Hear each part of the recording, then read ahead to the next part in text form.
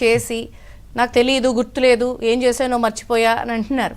సరే, రఘురామకృష్ణరాజు గారంటే ఆయనకి ఒక వనరులు ఉన్నాయి, కాస్త ధైర్యం ఉంది, నాకు జరిగింది ఇలా అని బయటకు వచ్చి చెప్పారు. సామాన్యులకి అసలు ఇలా జరిగితే చెప్పే దిక్కు నాదుడు కూడా లేరు. అంటే ఎవరన్నా ప్రశ్నిస్తే ఎలా ఉంటుందనేది ఒక రుజువు చేసిన ఘటన ఇది. ఇప్పుడు ఆయన అరెస్ట్పై జనసేన స్పందన ఏంటి? విజయేంద్ర గారు, మీకు ప్యానెల్లో ఉన్న పెద్దలందరికీ నమస్కారం అండి. గత 5 సంవత్సరాల్లో ఆ ప్రభుత్వానికి వ్యతిరేకంగా మాట్లాడిన వారిని ఎవరైనా సరే, అది ప్రతిపక్ష పార్టీ నాయకులు కావచ్చు, ప్రజా సంఘాలు కావచ్చు, ఇంకా సామాన్య ప్రజల సంగతి పక్కన పెట్టండి, వాడు ఎంత దాష్టీకాన్ని ఒడిగొట్టారో, ఇంకా మొత్తం చట్టం ఏమీ లేదు, మేమే ఉంటాం, వాళ్ళ ధైర్యం ఏంటంటే మరో 30 సంవత్సరాలు మనమే ఉంటాం, మనల్ని ఏమీ చేయలేరు అనేటువంటి నమ్మకం. అది వాళ్ళ ఒక ధైర్యం అనాలో ఇంకేమనుకోవాలి తెలియదు. దాంతోపాటు ఇదే ప్రభుత్వం ఉంటుంది కాబట్టి ప్రభుత్వాన్ని మచ్చిగా చేసుకోవాలి, ప్రభుత్వాన్ని మెప్పు పొందాలనే ఉద్దేశంతో, అది ప్రమోషన్లు కావచ్చు, లేకపోతే వేరే రూపాయల లబ్ధి గురించి కావచ్చు, ఇటువంటి విజయపాల్ లాంటి అధికారులు వీళ్ళు చేసినటువంటి దాష్టీకానికి రఘురామకృష్ణరాజు గారి విషయం పరాకాష్ట. ఎందుకంటే ఆయన ఆ పార్టీకి సంబంధించినటువంటి ఎంపీఏ.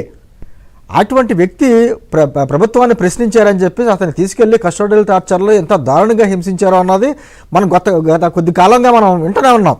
అయితే నిజంగా ఆయనకి పునర్జన్మ, నిజంగా ఆయన కాబట్టి శారీరకంగా, మానసికంగా, ఆర్థికంగా అతను అన్ని రకాలుగా బలమైనవాడు కాబట్టి తట్టుకొని నిలబడి పోరాటం చేశాడు ఆయన.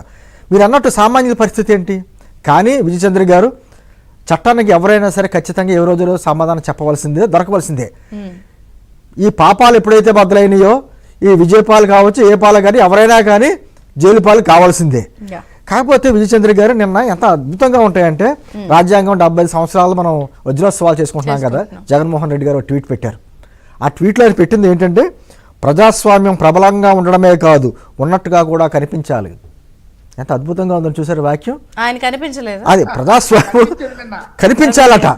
అంటే దెయ్యాలు వేదాలు పోలిస్తున్నాయి అంటారా, చూసారా? ఆ విధంగా అతను గ్యాంగ్ ఎవరైతే ఉన్నారో ఆ గ్యాంగ్ అంతా చేసినటువంటి దాష్టికాలు ఒక్కొక్కటి చెప్తూ ఉంటే ఒక చరిత్ర. గతంలో ఎప్పుడూ కూడా ఏ ప్రజాస్వామ్య రాష్ట్రంలో కూడా ఎక్కడా కూడా ఇటువంటి ఘటన మనం చూసి ఉన్నాం. ఇటువంటి వాడు విజయపాల్ కావచ్చు, లేకపోతే ఇంకా సునీల్ కుమార్ కావచ్చు, ఇంకా చాలా మంది ఉన్నారండి అధికారులు అంతా కూడా. అంటే మీరు అన్నారు గతంలో బీపీ ఆచార్య లేకపోతే కొంతమంది జైలు పాలయ్యారు. నేను అంటుంది, నేను పదే చెప్తాను, వైఎస్ కుటుంబాన్ని అంటకాగిన వాళ్ళని అందరికీ కూడా ఆ మసి అంటుకోవాల్సిందే. వాళ్ళు ఎంత పెద్ద ఆఫీసర్లు అయినా కూడా జైలుకి వెళ్ళవలసిందే. అది చరిత్ర. గతంలో తండ్రి గారు ఉన్నప్పుడు అంతే, ఇప్పుడు ఈయన హయాంలో అంతే. చీఫ్ సెక్రటరీ, డీజీపీ గారు ఎవరైనా సరే కోర్టు మెట్లు ఎక్కారు కదా. సామాన్యంగా ఒక డీజీపీకి ఇవన్నీ తెలియకుండా జరుగుతాయంటే, అసలు ఆ రోజు ఉన్నటువంటి డీజీపీ గారు ఎక్కడా కూడా ఇంత గగ్గోలు పెట్టి బాధితుడు బయటకు వచ్చి చెబుతున్నా, ఇంతమంది వచ్చి చెప్తున్నా కూడా అసలు ఎక్కడ స్పందన లేదు, అవన్నీ లేదు. ఇప్పుడు అవి మీరు విచారించండి అని చెప్పి సుప్రీంకోర్టు చెప్తోంది. అంటుంది అసలు డీజీపీ గారు కావచ్చు, కాదు ఎవరైనా సరే, ఏ వ్యవస్థ పనిచేసింది గత 5 సంవత్సరాల్లో, ఏమైనా పలానా వ్యవస్థ పనిచేసింది అనుకుంటే అది బాగుంది అనుకోవచ్చు. అన్ని వ్యవస్థలను కూడా నిర్వీర్యం చేసేసాడు కదా. ఈ రోజు రాంగోపాల్ దాకా మా తమ్ముడు చెప్తున్నాడు, రాంగోపాల్ విషయమే చూడండి, వీడియో పెట్టాడు. అతను భయపడలేదట, ధైర్యంగా దాక్కున్నాడంట. మరి రెండింటికి తేడా ఏంటో మాకు అర్థం కాదు. నేను ధైర్యంగా దాక్కున్నాను, భయపడలేదంటాడు. పైగా అతను ఏమంటాడంటే, గత సంవత్సరం ఏదో నేను పెట్టిన పోస్టుకి ఎవరికో మనోభావాలు ఇప్పుడు దెబ్బతున్నాయంట, ఇప్పుడు కేసు పెట్టారట, ఇప్పుడు ఇమీడియట్గా నేను అటెండ్ అవ్వాలంట. అంటే ఎంత విచిత్రంగా. మీరు నిజంగా అంత ధైర్యవంతులు అయితే ఎదుర్కోవాలి కదా, పోలీసులు కేసులు ఎదుర్కోవాలి కదా. నేను అంటుంది వీళ్ళందరూ కాదు, బోరగడ్డ లేకపోతే ఒక రాక్షసుల్ని, ఈ బోరగడ్డ లేకపోతే వరా రవీంద్ర రెడ్డి, అసలు ఎటువంటి వ్యవస్థలు ఎటువంటి మనుషుల్ని సమాజం మీదకి వదిలేశారు అంటే, ఇంకా మరోసారి ఇంకొక 5 సంవత్సరాలు వస్తే మన అదే గవర్నమెంట్ వస్తే మన రాష్ట్ర పరిస్థితి ఏంటని ఊహించుకుంటా కూడా భయమైనటువంటి పరిస్థితి. అంటే ఆ గ్యారేజ్ అంటారు చూసారా, మా కూటమి ప్రభుత్వం గ్యారేజ్, ఈ గ్యారేజీలో ఖచ్చితంగా ఎవరి నట్లు ఎలా బిగించాలో ఏం చేయాలని మేము చూస్తాం. గుర్తులేదంట అక్కడ, అన్ని గుర్తు చేస్తాం, మర్చిపోయి అన్ని గుర్తు చేస్తాం.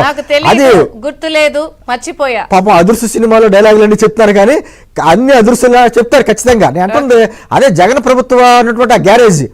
ఆ గ్యారేజీలో ఎటువంటి వ్యక్తులు వచ్చారో ఏంటన్నదే ఈ రోజు స్పష్టంగా ప్రజలకు అర్థమవుతుంది.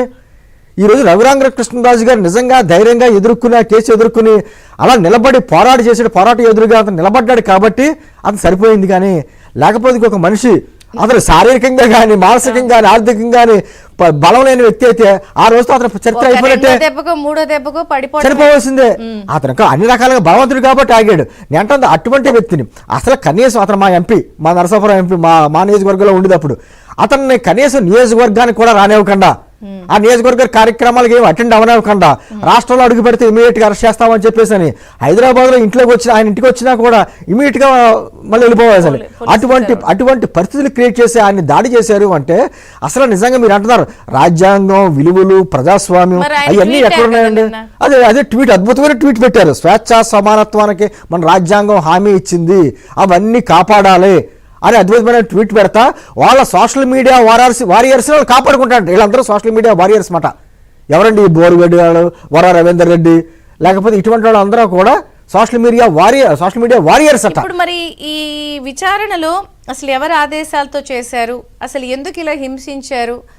నేను ఒకటి విజయచంద్ర గారు అదేదో సినిమాలో అంటాడు చూసినా రాజేంద్ర ప్రసాద్ అడుగుతాడు, అడు జాతకాలు తెప్పించకూడదు